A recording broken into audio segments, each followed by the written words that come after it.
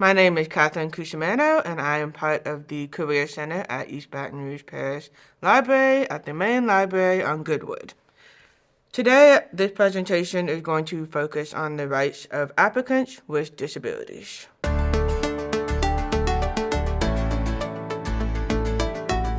So, the Americans with Disabilities Act was enacted July 26, 1990. It was designed to increase accessibility for people in the workplace and also in everyday life.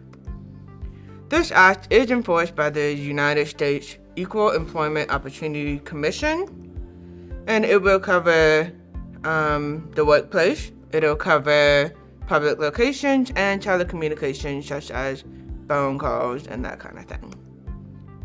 So, what is a disability? A disability is defined as a physical or mental impairment that limits one or more major life activities. So, a major life activity can be anything from hearing, eating, sleeping, walking, speaking, learning, reading, or working. And this is not a comprehensive list by any means. This is just a general gist of what a major life activity could be. It's fluid and can change from situation to situation. So, examples of disabilities covered under the ADA. So, some disabilities are more physical, obviously, and are more visible and obvious. So, you have visible impairments such as mobility aids, wheelchairs, canes. You can have blindness, so you can be wearing glasses, have a walking cane, that kind of thing. You could have prosthetic arms, etc. But these are not the only kind of impairments that we're dealing with. You also have non-visible ones, such as mental illness. Even deafness can be either a visible or non-visible, depending on whether they wear hearing aids, cochlear implants, etc. But mental illnesses can be covered, as well as learning disabilities, autism, ADHD, dyslexia, etc. You can also be considered disabled if you have post-traumatic stress disorder or schizophrenia. So the most important thing is that these symptoms must limit the person's major life activities in some manner. And in order to ensure protection under the ADA, active self-advocacy is the most important thing. So, who is protected by the ADA? In order to be protected, you have to have the disability as defined earlier. You also have to be a qualified individual. This means that you can perform the job with or without accommodations. And these must be like the major job functions. And this will be defined by the employer either verbally or written. And they have to be job-related functions. Other criteria have to be met, such as education, work experience, and etc. So who is protected? If all requirements are met, you must be considered for the position equally as other applicants. You also get these rights if you are taking care of somebody with a disability. That could be your parents, your children, your spouse.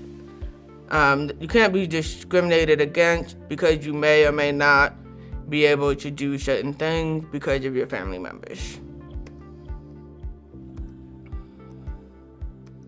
So what does the ADA protect you from? A person who is protected under the ADA cannot be discriminated against at any point in the application process. So what would be discrimination?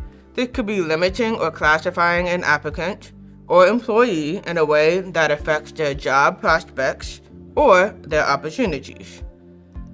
A couple of overt options could be refusing to finish an interview because somebody came in a wheelchair, or refusing to hire somebody outright, or not even having an interview in an accessible location, such as having it on the second floor but there's no elevator.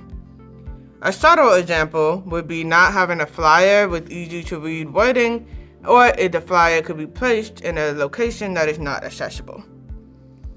The process or website needs to be accessible in order to comply with the ADA.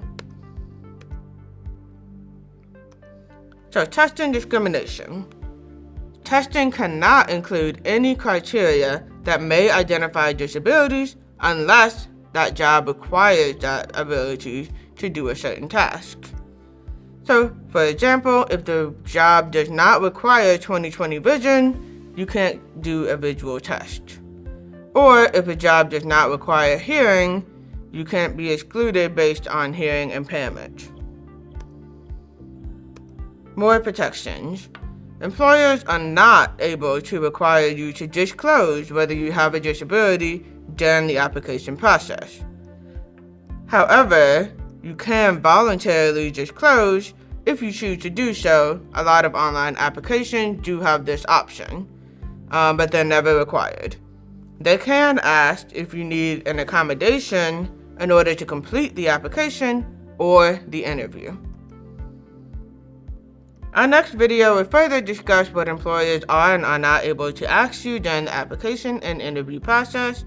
We'll also discuss how and when to request accommodations. Feel free to contact us if you have any further questions.